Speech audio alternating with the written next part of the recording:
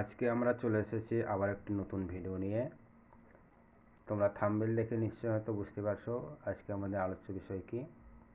তবু আমি বলে দিই, আজকে আমাদের আলোচ্য বিষয় হচ্ছে ফার্স্ট সেমিস্টার এমডিসি, অর্থাৎ যারা তোমরা এমডিসি বাংলা হিসাবে লোকসাহিত্য ও লোকসংস্কৃতি বিষয়টিকে পছন্দ করেছো, সেই বিষয়ের উপর একটা প্রশ্ন নিয়ে আমরা আজকে আলোচনা করব। প্রশ্নটি হচ্ছে, লোকসাহিত্য কাকে বলে? লোকসাহিত্যের স্বরূপ ও বৈশিষ্ট্য আলোচনা করো, অথবা লোকসাহিত্যের সংজ্ঞা ও বৈশিষ্ট্য। ঠিক আছে, তো তোমরা যারা চ্যানেলে নতুন আছো চ্যানেলটিকে সাবস্ক্রাইব করো এবং পাশে থাকা বেল আইকনটিকে ক্লিক করো, যাতে আমাদের আরও নতুন নতুন ভিডিও নোটিফিকেশন তোমাদের কাছে পৌঁছে যায়। লোকসাহিত্য কি? বাংলায় আমরা যাকে লোকসাহিত্য বলি তা ইংরেজি ফলক্লোর কথাটির অনুবাদ প্রতিশব্দ নয়। ইংরেজি ফলক্লোরে কথাটি আরও ব্যাপক অর্থে ব্যবহৃত হয়। ইংরেজিতে ফলক্লোরে বলতে যা বোঝায় তা স্পষ্ট দুইভাবে বিভক্ত। একটা হচ্ছে ম্যাটেরিয়াল, যেটাকে বলা হয় লোকশিল্প, আর একটা হচ্ছে ফর্মালাইজড বা লোকসাহিত্য। আমাদের লোকসংস্কৃতিকে বরং ফর্মালাইজড ফলক্লোরে এর প্রতিশব্দ হিসাবে গ্রহণ করা যেতে পারে। লোকসাহিত্য হচ্ছে গ্রামীণ পরিবেশে বসবাসকারী সাধারণ মানুষের সৃজনধর্মী, কল্পনাপ্রবণ, সৌন্দর্যপিপাসু ও ব্যবহারিক জ্ঞানের কাব্যিক ও গদ্যধর্মী বহিঃপ্রকাশ। মৌখিক মাধ্যমে পরিভ্রমণ ও গদ্যধর্মী বহিঃপ্রকাশ। মৌখিক মাধ্যমে পরিভ্রমণ প্রবণতা এর প্রধান লক্ষ্য। কল্পনা ও সৃজনশীলতার সংমিশ্রণে লোকসাহিত্য সৃষ্টি হলেও গ্রাম্য কবির বাস্তব অভিজ্ঞতা এর মূল ধর্মে বিদ্যমান। আদিম মানুষের চিন্তা, চেতনা ও সংস্কার, বিশ্বাস গভীরভাবে প্রতিফলিত হয়েছে এই লোকসাহিত্যে। এবার হচ্ছে লোকসাহিত্যের সংজ্ঞা। লোকসাহিত্য হলো মৌলিক ধারার সাহিত্য যা অতীত, ঐতিহ্য ও বর্তমান অভিজ্ঞতাকে আশ্রয় করে যে সাহিত্য সুপ্রাচীন থেকে মানুষের মুখে মুখে প্রচলিত হয়ে এসেছে, এখনও প্রচলিত আছে ও ভবিষ্যতেও থাকবে, সেই সাহিত্যকে লোকসাহিত্য বলা হয়। সব মিলিয়ে লোকসাহিত্য কাকে বলে?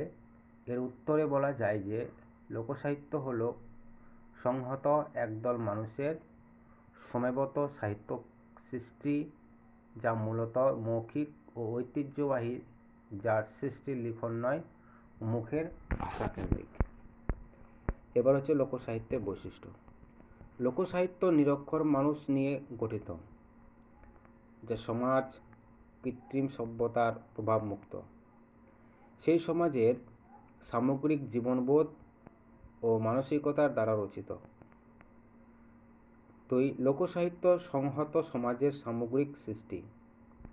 সংহত সমাজের আরেকটি প্রধান বৈশিষ্ট্য এই যে এতে ব্যক্তির কোনো দাবি স্বীকৃত হয় না, সমষ্টির বা সামগ্রিক দাবি এখানে স্বীকৃত হয়।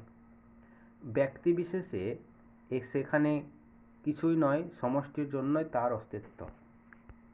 3 নাম্বার, লোকসাহিত্য ব্যষ্টি ও সমষ্টির সমবেত সৃষ্টি। ব্যষ্টির মনে যে ভাবের উদয় হয় তার অসম্পূর্ণ রূপায়ণকেই সমষ্টি নিজের আদর্শে সম্পূর্ণ করে নেয়।